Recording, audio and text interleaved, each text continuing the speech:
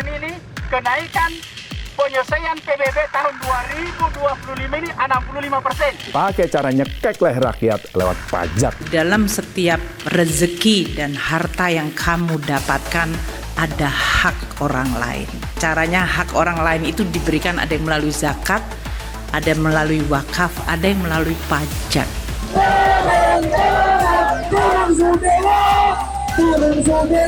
Sekarang juga.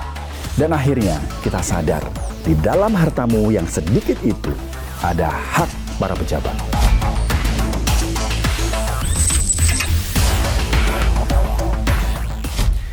Indonesia ini katanya tanah surga, lautnya luas, tambangnya bejibun, hutannya luas membentang. Tapi coba lihat angka ini. Dari semua pendapatan negara tahun 2024, yang paling gede justru dari pajak, 2.300 triliun rupiah. Artinya, meskipun kita punya emas, batu bara, minyak, gas, sumber duit terbesar negara tetap dari kantong dan keringat rakyat. Dan salah satu cara ngambilnya lewat pajak. Di beberapa daerah, PBB naiknya nggak kira-kira. Di Pati misalnya, naiknya sampai 250%. Kita cek now.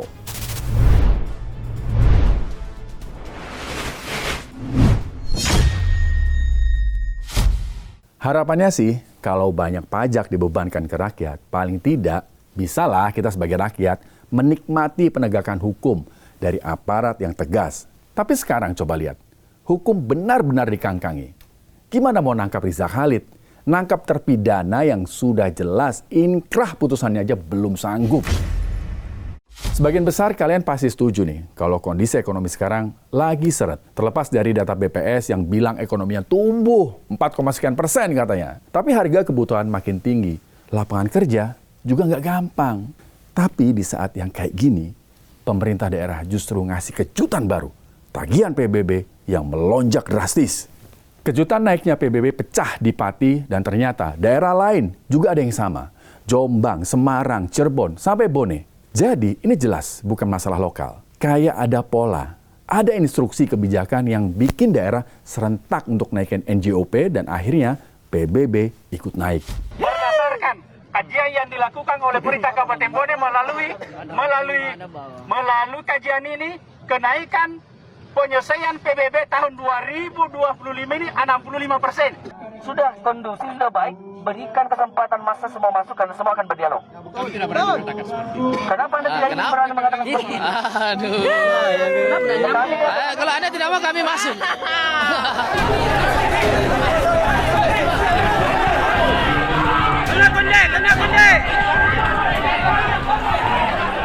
Salah satu penyebab PBB daerah banyak naik, ini diduga karena pemerintah pusat memotong dana transfer daerah sampai 50 triliun rupiah tahun 2025. Tahun depan, dana transfer daerah juga dipotong 265 triliun. Jadi mau nggak mau, karena suntikan dana dari pusat berkurang, beberapa kepala daerah nggak mau ambil pusing. Pakai cara nyekek leher rakyat lewat pajak naikin PBB.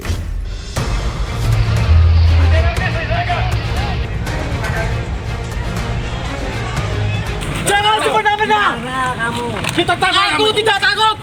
Terserah. Jangan 50.000. Sama saya saja. Senjata PDT, bersiapan. Turun semua sekarang juga. Angkat. Maksudkan. Angkat. Demo penolakan kenaikan PBB di Pati seperti sinyal ke pemangku kebijakan. Jangan sembarangan naikin pajak. Terus kalau sudah naikin pajak, cara ngomongnya yang baik. Jangan malah nyakitin hati rakyat. Hari-hari ini, rakyat disuguhkan pejabat yang mulutnya kalau ngomong nggak difilter. Meledaknya kemarahan rakyat Pati kayaknya jadi alarm nih ke daerah-daerah lain yang PBB-nya juga ikutan naik. Beberapa kepala daerah langsung batalin kebijakan kenaikan PBB. Nah, yang menarik, terobosan Bapak Aing nih guys. Pas tanggal 17 Agustus kemarin, Deddy Mulyadi mengimbau kepada Bupati dan Wali Kota di Jawa Barat untuk penghapusan tunggakan PBB yang terhitung tahun 2024 dan tahun-tahun sebelumnya. Pagi hari ini saya akan menyampaikan sebuah informasi, dan ini sifatnya himbauan untuk para bupati dan wali kota di seluruh provinsi Jawa Barat, dan surat himbauannya hari ini akan diedarkan pada seluruh daerah dalam rangka memperingati kemerdekaan Republik Indonesia yang ke-80. Pemerintah Provinsi Jawa Barat menghimbau atau mengajak, karena kewenangannya ada di bupati wali kota, untuk memberikan pembebasan tunggakan pembayaran pajak bumi dan bangunan perorangan untuk semua golongan terhitung 2024 ke belakang. Masyarakat taat bayar pajak, pemerintah mampu mengelola pajak itu untuk sebesar-besarnya kemakmuran masyarakat itu sendiri. Saya ucapkan terima kasih, salam untuk semuanya, merdeka. Kang Deddy ini emang ngertiin rakyat Jabar soal pajak. Nah, tinggal bupati sama wali kotanya nih, mau ngikutin himbauan atau enggak? Pak Wali Kota Bogor, gimana nih? Mau ngikutin himbauan atau punya manuver sendiri? Nah, bicara soal pajak, yuk sekarang coba lihat data di samping ini. Lihat baik-baik. Kalau udah, tarik nafas. Realisasi pendapatan negara tahun 2024. Ini jelas banget. Sekitar 80% pendapatan negara didapat dari pajak. Faktanya, bukan emas, bukan batu bara, bukan gas atau minyak bumi, bahkan bukan juga sawit yang jadi penopang utama keuangan negara, tapi dari kantong dan keringat rakyat. Jadi, kalau rakyat dicekek pakai pajak, pejabat malah disuapin tunjangan. Lihat aja tunjangan mereka, nominalnya fantastis, sementara rakyat cuma bisa meringis. Masih terdapat kebocoran-kebocoran potensi pendapatan sumber daya alam yang sedikit banyak berkontribusi terhadap rendahnya persentase pendapatan sumber daya alam terhadap penerimaan negara secara total.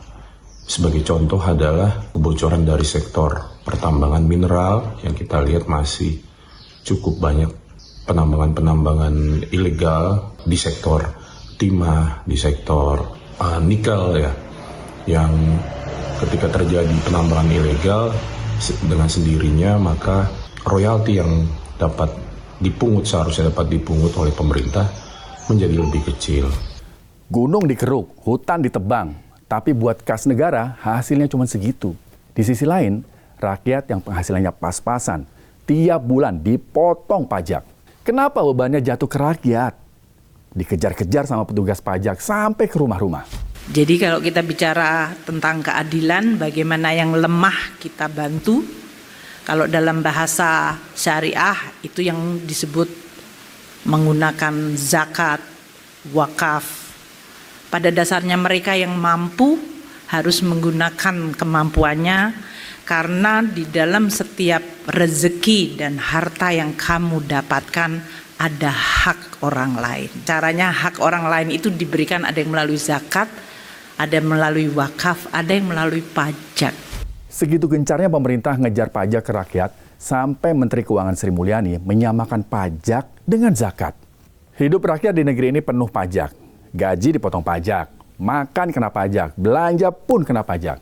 Bahkan rumah yang sudah lunas tetap dipajaki. Rakyat kecil terus ditagih, sementara konglomerat dapat pengampunan pajak. Dan akhirnya kita sadar, di dalam hartamu yang sedikit itu, ada hak para pejabat.